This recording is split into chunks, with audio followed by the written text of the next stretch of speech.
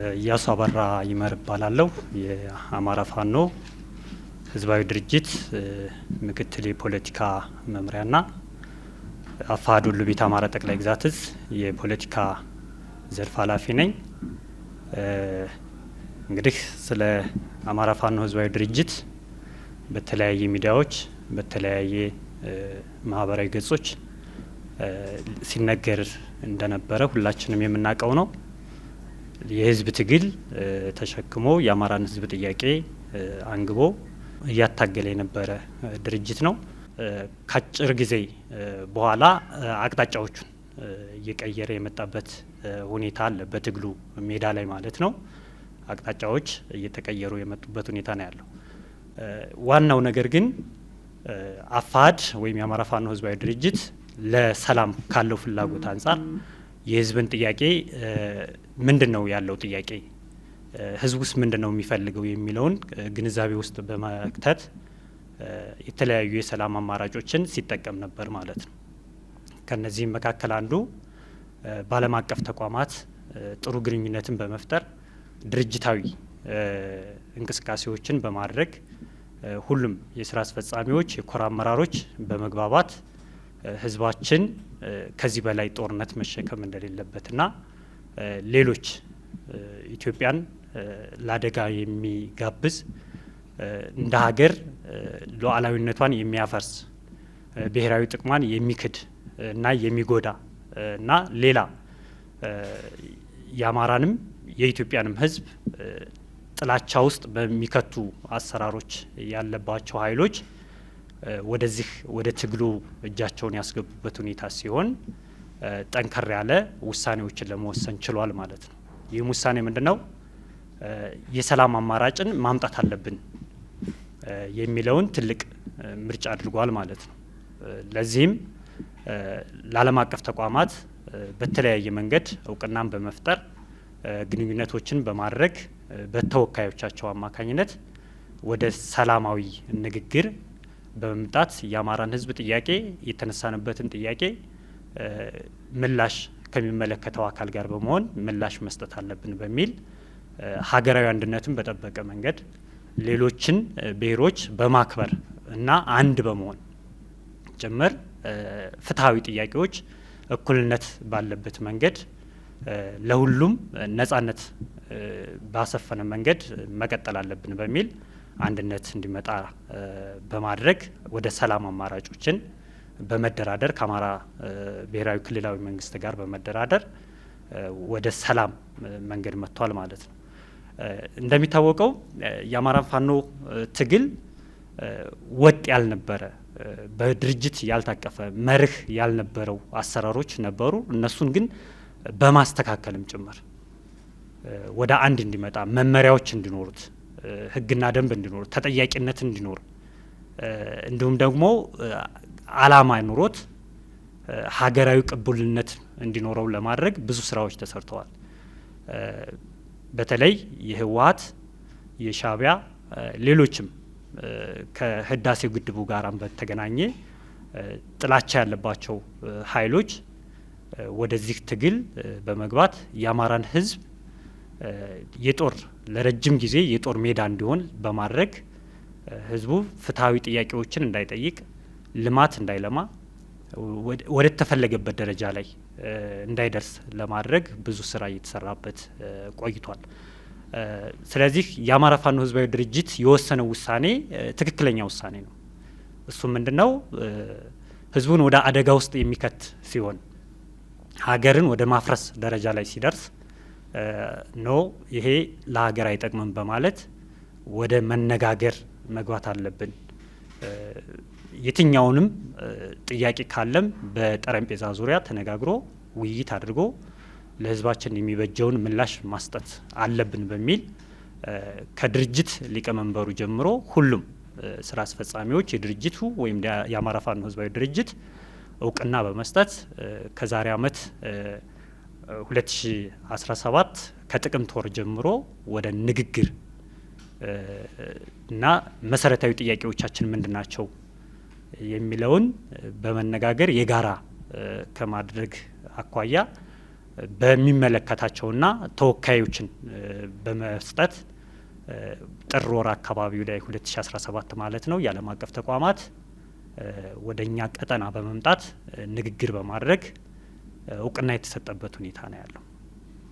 ስለዚህ ይህ የሰላም ስምምነት የመጣው ዝም ብሎ በዘፈቀደ ወይም ደግሞ በተወሰኑ ቡድኖች ፍላጎት ሳይሆን ድርጅታዊ እውቅና ያለው እንደሆነ እንዲታወቅ እንፈልጋለን። በተጨማሪ ከዚህ የሰላም አማራጭ ውጭ ያለው ምናልባት ከፍላጎታቸው አንጻር ከጥቅማቸው አንጻር ይሄ የሚዲያም ሆነ የተለያየ የፌስቡክ ያገነናቸው ዝናዎችን ከማንገስ ውጭ ሌላ አላማ ያላቸው መሆኑን እንዲታወቅ እንፈልጋለን። ሌላ አላማ የላቸውም። ለአንድነት ወይም ለሰላም የአማራን ሕዝብ ጥያቄ ለመመለስ የተዘጋጁ እንዳላደሉ መታወቅ መቻል አለበት። ስለዚህ አሁን ያለውን አማራጭ ይህን የሰላም አማራጭ የሰላም ስምምነት መፍትሄ እንደሆነ በማወቅ የሕዝባችንን ጥያቄ የሚመልስ የሀገርንም አንድነት፣ ሉዓላዊነት፣ ብሔራዊ ጥቅምንም የማስከበር የመልማት ፍላጎታችንንም ወደፊት በጥያቄዎቻችን መሰረት በተስማማንበት መሰረት ከክልሉ መንግስት ጋራ ከፌዴራል መንግስት ጋራ በመሆንና አጠቃላይ እንደ ቀጠና ምስራቅ አፍሪካ ቀጠናውንም ሰላም ለማድረግ ከሚሰሩት አንዱ ድርጅቱ አፋሕድ በዚህ ልክ አምኖ የሚንቀሳቀስ እንደሆነ እንዲታወቅ እንፈልጋለን። ከዚህ ውጭ ያለው ግን የሽፍትነት እንቅስቃሴ ነው የሚሆነው ማለት ነው። ከዚህ ውጭ ያለው የሽፍትነት እንቅስቃሴ ነው። እኛ ድርጅት አለን። ድርጅታችን ደግሞ የሰላም አማራጭን አምጥቶ የሚገባውን ምላሽ ለህዝባችን መስጠት አለበት ብሎ የሚያምን ነው። እኛ ደግሞ ትግል ላይ የወጣ ነው። የተማሩ አሉ፣ ወታደራዊ ጥበብ ያላቸው አሉ፣ ሁሉን ዘርፈ ብዙ የሆነ ሙያ ያላቸው በትግል ዓለም ውስጥ የነበሩ ናቸው። እነዚህ ኃይሎች ወይም እነዚህ የተማሩ ሰዎች ሽፍታ ለመሆን አይደለም፣ የህዝብን ጥያቄ ለመመለስ የሚታገሉ ናቸው። ስለዚህ ድርጅታችን አፋሕድ የተስማማበትን የሰላም አማራጭ በመጠቀም ሌሎችም አመራሮችም አባላትም ሁሉም የሰላም አማራጩን ተጠቅሞ ወደ የሚመደብላቸው ቦታ በመሄድ ጠንካራ የሆነ ፖለቲካዊም ወታደራዊም አግባብ ባለው ስራ አገልግሎቱ ለህዝብ የሚሆን ሀገርን የሚጠብቅ መንገድ ተጠቅመን የተቃና ስራ እንደምንሰራ እርግጠኛ ነን። ጽንፍ የረገጠ ብሔርተኝነትን ለማራመድ የሚደረግ እንቅስቃሴ የትም አያደርስም። እስከዛሬም ዋጋ ያስከፈለን ለዚህ ነው። እስከዛሬም እንደ ሀገራችንም ትልቅ ፈተና እየሆነ ያለው ጽንፍ የረገጠ ብሔርተኝነት ውስጥ እየገባ አንዱን ገፊ አንዱን ደግሞ አንጋሽ እየሆነ የሚካሄድበት ሁኔታ እንደ ሀገር በዘመናዊ ዓለም ውስጥም እንደመኖራችን መጠን የሚጠቅም አለመሆኑን በዚያው አጋጣሚ መግለጽ እፈልጋለሁ። በአጠቃላይ የአማራ ፋኖ ህዝባዊ ድርጅት የወሰደው ውሳኔ ወይም ደግሞ ወደ ሰላም አማራጭ የመጣበት ሁኔታ ዘላቂ እንዲሆን የሁሉም ርብርብ የሁሉም ጥረት እንደሚያስፈልግ ግልጽ ነው። ለዚህም ደግሞ ሁላችንም መተባበር ይጠበቅብናል ማለት ነው።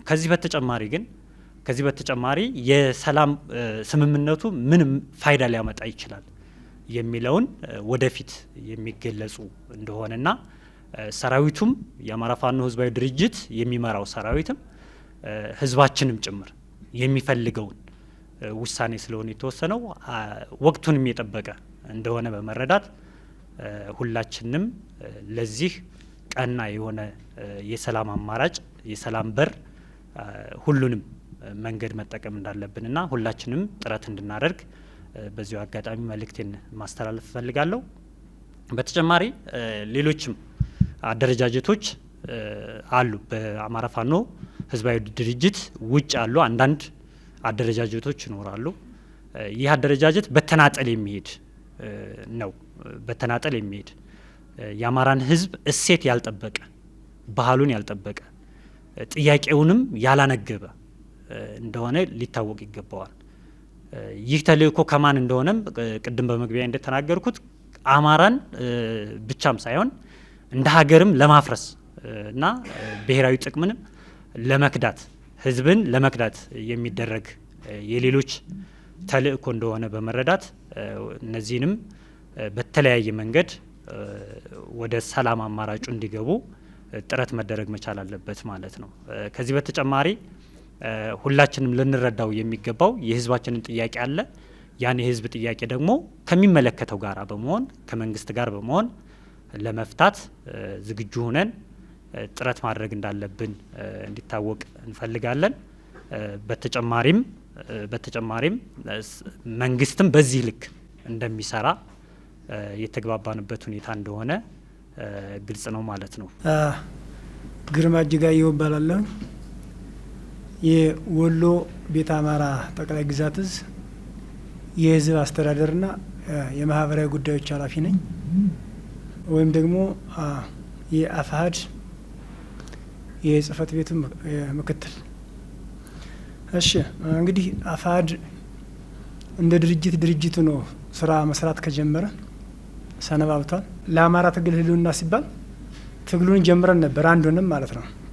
ከዛ በኋላ ግን አካሄዱ የተሳሳተ ስለነበር አሁን አፋሕድ በተለይ አማራ ጠል ወይም ደግሞ ኢትዮጵያ ጠል ከሆኑ አካላቶች ጋር ተባብሮ ለመስራት ፍላጎት የለውም። እንደነ ኤርትራ እንደነ ግብጽ ካሉ አካላቶች ጋር ተባብሮ ኢትዮጵያ የምትባለውን ሀገር ለማፍረስ አይደለም አማራ እየተደራጀ ያለው።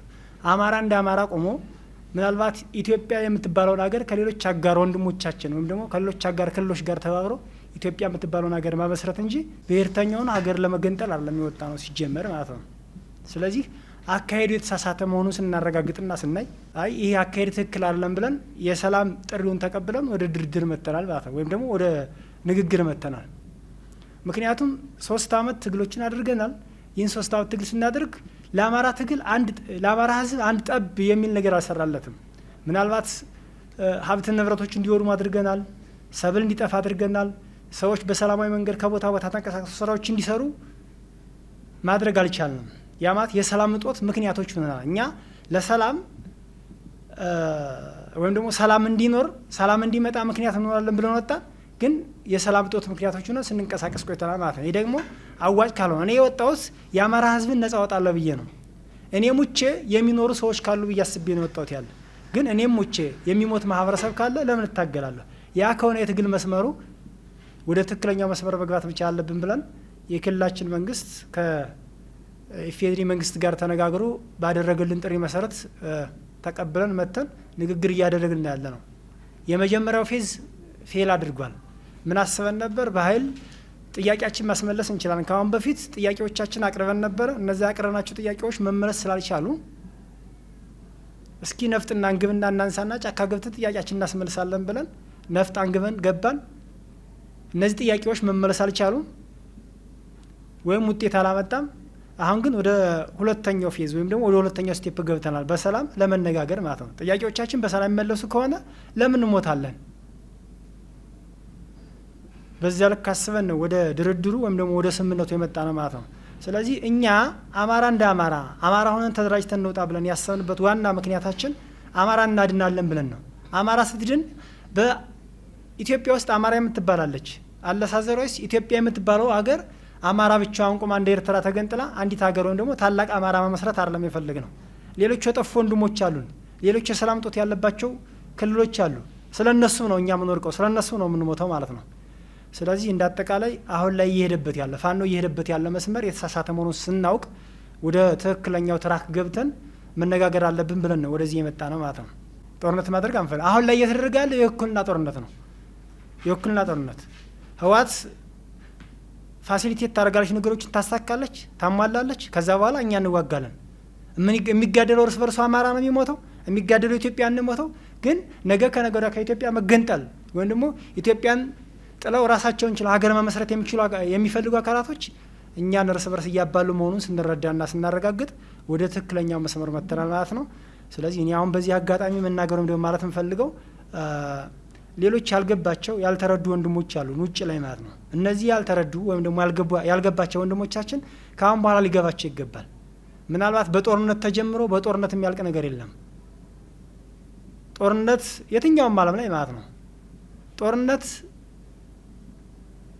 የሆነ ጥያቄያችን ይመለሳል ብለን ባሰብንበት መንገድ የጀመርነው ነገር እንጂ ማስፈጸሚያ ሆኖ እንትን አይልም፣ ልንጨርሰው አንችልም። ስለዚህ ጥያቄያችን አንስተናል። አሁን ደግሞ ያኔ ያነሳ ነው ጥያቄ ወይም ደግሞ በኃይል ብለን የጀመርነው ነገር አሁን ባለበት ሁኔታ ወደ ሰላም አምጥቶናል። እውነት በሩ ክፍት ከሆነና ጥያቄዎቻችን በለስ ከሆነ ቁጭ ብለን ተነጋግረን እንደተማረ ሰው ችግሮቻችን መቅረፍ መቻል ያለብን የሚል ሀሳብ ስላለን ወደዚህ መተን እየተነጋገርን ያለ ነው። እንግዲህ እንደተነጋገርነውም በአጭር ጊዜ በመካከለኛ ጊዜና የረጅም ጊዜ የሚወስዱ ሊፈቱ የሚችሉ ችግሮች አሉ። እነሱም በትዕግስት ተጠባብቀን ችግሮቻችን ቀርፈነ የአማራ ችግሮች አሉ ኢትዮጵያ ውስጥ ያሉ አጠቃላይ የህዝባችን ችግር እንቀርፋለን ብለን እናስባለን ማለት ነው። ያለኝ ነው። አመሰግናለሁ። ከፋል አለሙ እባላለሁ። የአማራ ፋኖ ህዝባዊ ድርጅት ጎጃም ጠቅላይ ግዛት እዝ ፋይናንስ ኃላፊ ነኝ። ያው እንግዲህ እኛ የወጣ ነው በተለይ አፋድ የአማራ ህዝብ ጥያቄን አስመልሳለሁ ብሎ የህዝብን ጥያቄ ይዞ እንግዲህ ለበርካታ ለ3 ለ4 አመታቶች ስናደርግ የቆየነውን ትግል ያው አማራ ህዝብ የሚያውቃል፣ ሁሉም ነገር ያውቃል ማለት ነው። ግን አሁን ላይ በርካታ ጥያቄዎች ከሰራዊቱ የሚነሱ ጥያቄዎች አሉ፣ ከህዝብ የሚነሱ ጥያቄዎች አሉ። በተለይ ከሰራዊቱ ጋር ተያይዞ ጦርነት እስከ መቼ ድረስ ነው ሊቆይ የሚችለው? ጦርነቱ በተለይ ክልሉ ጋር እስከ መቼ ነው ጦርነቶችን እያደረግን የምንቆየው የሚሉ በሰራዊቱ ላይም ከፍተኛ ጥያቄዎች ሲነሱ የቆዩበት አግባብ ነበር ማለት ነው። ስለዚህ አፋድ ከዓለም አቀፍ ተቋም ጋር ያደረገው ንግግር እንግዲህ አመት ምናምን ሆኖታል። እሱን ንግግር አድርጓል። ይሄን ደግሞ ከፍተኛ የአፋድ አመራሮች የሚያውቁት ነው። እስከ ታች እስከ እዚህ ድረስ እስከ ኮር ድረስ ያሉ አመራሮች ውይይት ሁሉ የተደረገባቸው ሁኔታዎች አሉ። ምንም ሆነ ምንም የመጨረሻው አማራጭ ያው ማንኛውም ጦርነት እስከ መጨረሻ ድረስ ሄዶ በጦርነት የሚፈታ ነገር የለም። በድርድር ነገሮች ይፈታሉ፣ በውይይት የሚፈቱበት አግባብ አለና አፋድ የወሰደው እርምጃ ከክልሉ ከአማራ ክልል ጋር ያደረገው ድርድር ተገቢ ነው ብሎ የአፋድ ሰራዊትም አመራሩም አምኖበታል ማለት ነው። ስለዚህ ይሄን ነገር በማድረጋችን ሁላችንም ደስተኞች ነን ማለት ነው።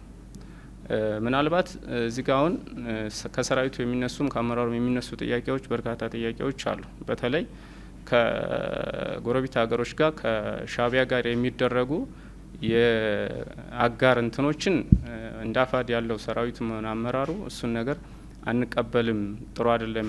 ምክንያቱም ክልሉን የአማራ ክልልን ጦርነት አውድማ ለማድረግ ነው። ያ ደግሞ ክልሉን ያወድማል፣ በኢኮኖሚ በተለያዩ ዘርፎች ክልሉ እየወደመ ይሄዳል የሚሉ ጥያቄዎች ሁሉ እየተነሱ ስለሆነ ይህን ነገር ለወደፊትም ቢሆን የሚበጅ አይደለም። ለሀገርም ለኢትዮጵያ ለሀገሪትም አይጠቅምም፣ ለአማራ ክልልም የሚጠቅም ነገር አይደለም።